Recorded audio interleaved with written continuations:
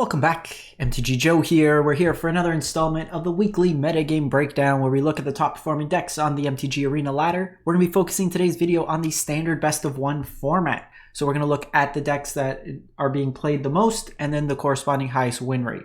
For this week, we're going to be focusing on Diamond and Mythic Rank, and we'll take a look at all the decks. We get the stats from Untapped GG, what you see on the screen. It's a companion tool that tracks your win rates, your deck collections, syncs up your win rates with other users, gives a whole bunch of cool stats that we can then use to kind of see where the metagames change week over week. We'll kind of highlight some changes, what innovation might be coming up. This week, there's a number of kind of sweet, kind of off meta, like different stuff that people have gotten Mythic with, maybe smaller volume of games in some cases, but we'll cover those towards the end of the video. I'll paste all the deck lists in the video description along with the Untapped link if you want to get started. And then I'll timestamp all the deck lists so you can just copy paste to your heart's content. Before we jump into it, you'll see in the top, that way, videos other way, top right corner, we are trying to raise money this month. So how I'm doing a charity drive. Every penny I make off YouTube views, I am donating to a local Toronto-based food bank. So if you want to help the cause, just watch the videos. Any videos, just have them playing, and I'll generate more YouTube revenue that I can then donate. So we try to do this every year to help out those in need. So we are currently halfway to our goal, $419 out of the $800 that we are looking to raise at the halfway mark. So we're doing pretty solid in terms of that goal, hoping to give back to those in need this holiday season. But enough of that, let's jump into it. Popularity of the day, Mono Black Midrange has surpassed Mono Red based aggro decks at 12.9%. And then Mono Red and Boros Auras, similar ideas, slightly different configurations, both a little bit over 11%. Then we have a stark drop-off. Mono Black Discard, 3%. Dimir Midrange, 2.5%. Heads up with the Dimir deck. We're not going to be covering it today. I don't believe so, because at least the one variation I saw was like sub 50%, but we'll then take a look if there's a whole bunch of ideas. You have Orzhov Bats, Azorius Control, and Red Aggro, which is just kind of the fling version, but lots to kind of see here. We see Mono Red always kind of the start of the month really high, and then it kind of narrows off as people start trying to bring decks. But right now, Best of One has a clear gap between kind of the popularity of decks. Needless to say, let's jump into the decks themselves. We are looking December 8th through the 15th, 7 days, 120,000 games played, Diamond and Mythic Rank. And the highest win rate deck is also that Mono Black Midrange Life. 67% win rate on this one here. So it is a demon sub-package. You have Aclazots, Archfiend the Dross, as well as Unholy Annex. All are demons. The demons play nicely with draining and gaining. You also have the Unstoppable Slasher, Bloodletter of Aclazots, 2-card insta-kill combo. And then just tons of removal. You have Duress for Hand Hate, Cut Down, Anoint with Affliction, Nowhere to Run, Shelly's Edict, all those cards like that. Liliana in here for kind of the grindier elements. I will say Mishra's Foundry should not be in this deck. Play Soulstone Sanctuary. Soulstone is a demon when it gets animated, so it works with Unholy Annex, which is nice, gives you that kind of value engine there. So I would switch that. Myrex is probably fine. You probably could get away with 1 to 2 Soulstone in here in terms of the mana base. Nowhere to Run's nice against the aggressive decks that are using protection effects, whether it be like Shard Mage Rescue, anything that's kind of giving hexproof or ward, even out of like the terror decks. They have a lot of creatures with ward, so you can get around it in that regard. I would probably play the full set of Go for the Throats, maybe over something like Shieldred's Edict. A lot of the aggressive decks can make multiple bodies, and you often want to target one specific creature. Giving them the choice at times isn't as useful. This is more flexible with like a Kaido or something, like a Planeswalker that sneaks through. Moving on, we go to Azorius Control in my standard. 65% win rate. So this one here is really built to deal with best of one kind of meta. Authority of the Console's main to deal with all the haste threats. Ghost Vacuum, anything that's using graveyard kind of synergies. Ghost Vacuum is more flexible than Rest in Peace because in these control decks, it could also be a win condition. If you're just naturally killing your opponent's creatures, you can sacrifice it and get that value to at least reanimate and have it as a win condition. Saying that, a lot of the removal is exile based. So Split Up's the only sweeper that kind of kills everything. Temporary Lockdown would exile, Sunfall would exile. Get Lost is technically removal, but there's no Elspeth Smite or anything like that, just some tempo bounce elements. This one's using Farsight Ritual as kind of its card draw advantage. You can look at the top 4 cards. If it was bargained, then you look at the top 8, you put 2 of them into your hand. So it's like Memory Deluge kind of knockoff. You also have like Spellsire. So just kind of interacting early, kind of tempo elements, and then trying to win with like Jace as a mill effect. You have Restless Anchorage in the mana base as an alternative win condition, along with Fountain Port. Then we go to Mono Red Aggro stock list. Basically, one of the big changes you see from the best of 3 to best of 1 list is in best of 1 you typically see shocks, where best of 3 you'll see lightning strikes. You just having that scalability to hit 3 damage. That makes you better against like Glissas, stuff of that nature, whereas this plays you better into kind of these aggressive mirrors where you do need to be able to have cheap 1 mana answers, because if you're on the draw and your opponent goes turn 1 threat, you want to be able to kill it in time. So basically this deck's been the same deck for a couple weeks now. Really hasty, aggressive threats. You have the Mouse package, Emberheart Hero or Heartfire Hero, an Emberheart Challenger, get Valiant triggers from Manifold Mouse or Rockface Village, and you kind of go to town. Boros Auras, 63%. Very similar idea here, except with this one here, you are using Sheltered by Ghosts as kind of a mirror breaker in these aggressive decks. If you could stick a Sheltered by Ghosts, you can usually win the game, giving the lifelink, being a removal spell. Triggers Valiant, you can make very large creatures, give them double strike, huge life gain swings. You have Optimistic Scavenger in this one that also lets you put counters on things, protection effects in Shard's Mage Rescue.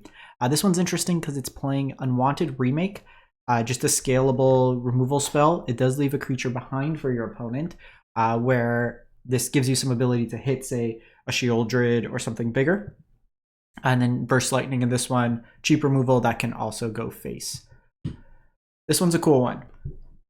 62%, 120 games still played. So this is Doubling Season Super Friends. So how, for those unfamiliar, and one of the reasons why Doubling Season is always like $50 in paper despite all the reprints, is it can let you usually instant ultimate Planeswalkers, because this cares about all counters. So if you have Doubling Season out, you play a Planeswalker, it enters with double the amount of loyalty. So you could instantly ultimate Liliana Dreadhorde General. So each opponent chooses a permanent type they control of each permanent type and then sacrifices the rest.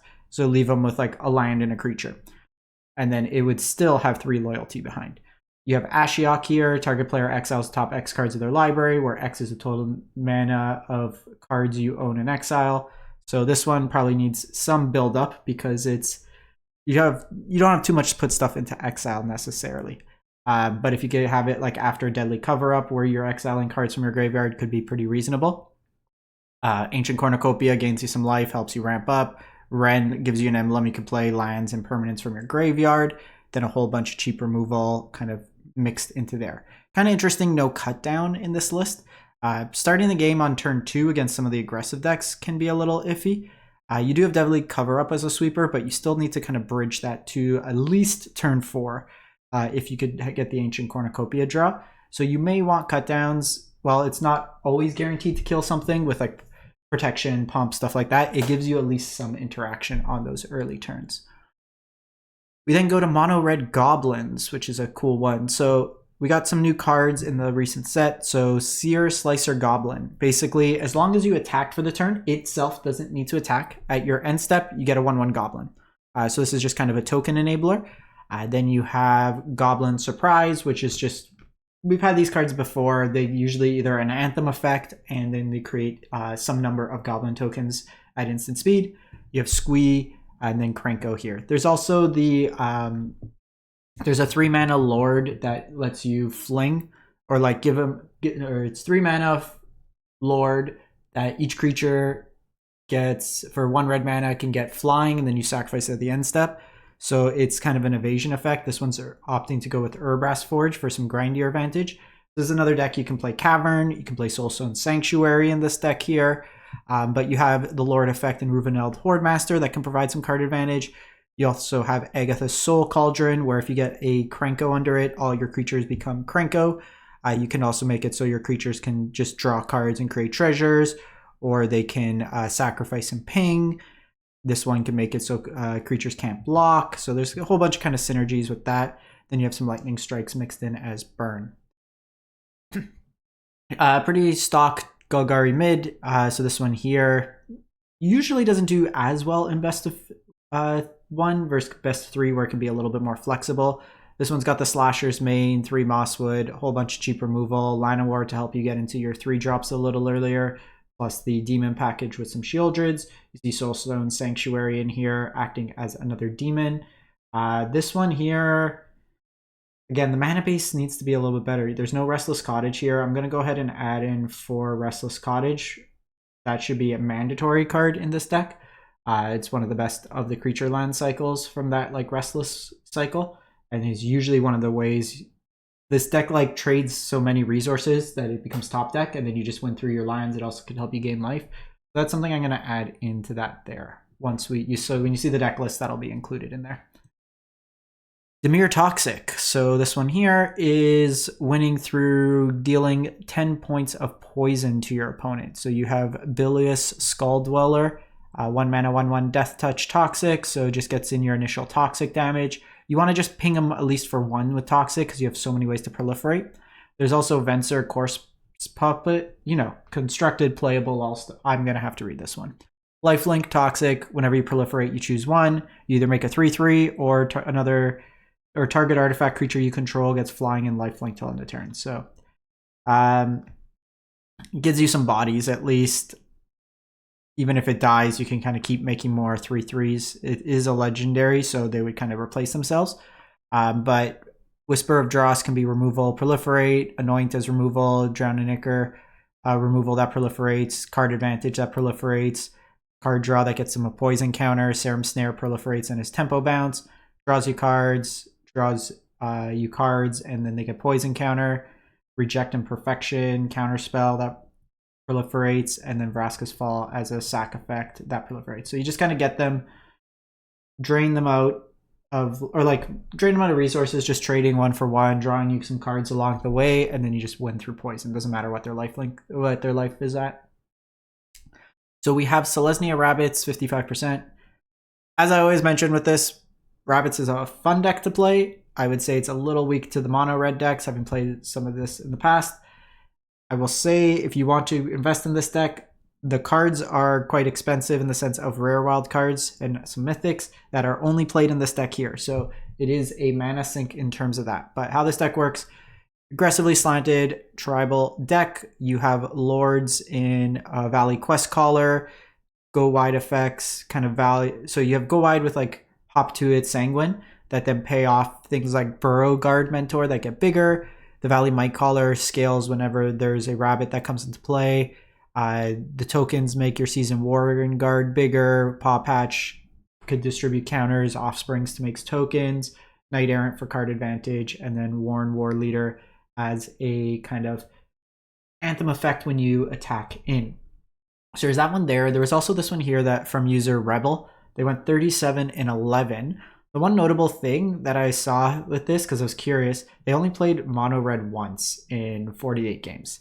Having played this like for a video demo, at the time it was when mono red Leyline was around, the matchup felt terrible. But here we have a couple interesting cards. So we have Full Caverns in here, Banner of Kinship as another anthem style effect. We have 2 Balin the Haymakers. Now notably there's only 4 lands in this deck that produce red mana through Cavern of Souls.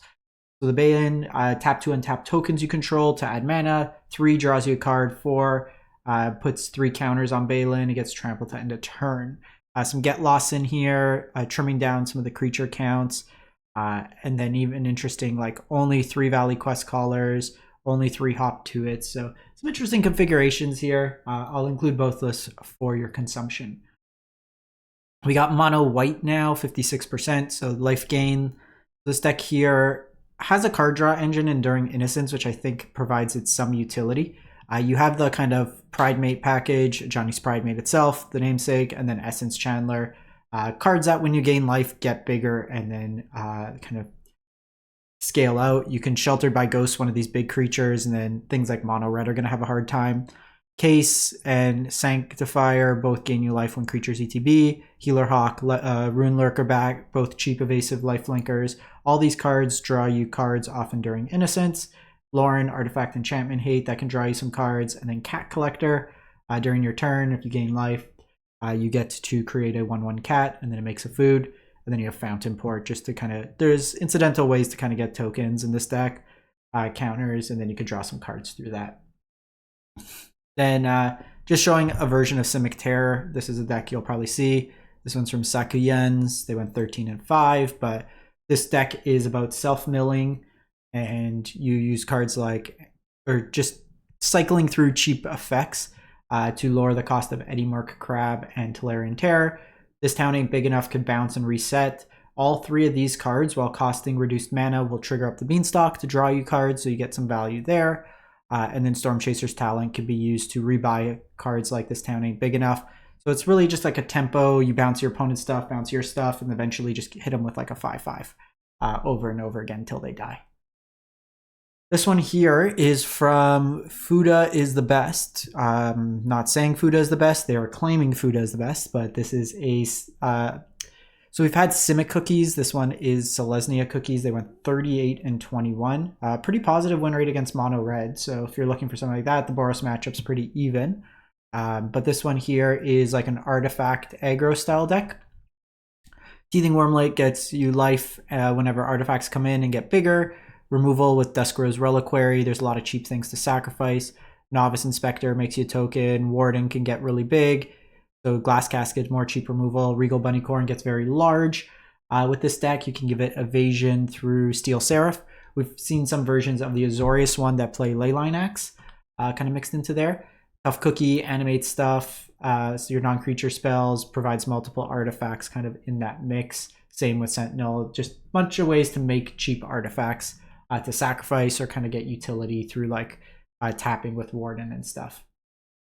Then go to Yokite's profile. This is a take on kind of Squirming Emergence Reanimator. They went 28-16. Sub against Mono Red, really good against the black decks. So again, you can kind of hedge where you want to be in this meta, who you want to beat up on. So ignore the sideboard, or actually this sideboard does matter because you have Invasion of Arcavios. So keep that in mind. So this one lets you search for a card outside of your library. You also have Invasion of Tolvada as a backup plan to reanimate. You could also Squirming Emergence for the invasion to get one of your like big creatures if you don't have enough mana. This version's also on Omniscience as a way to then free cast stuff.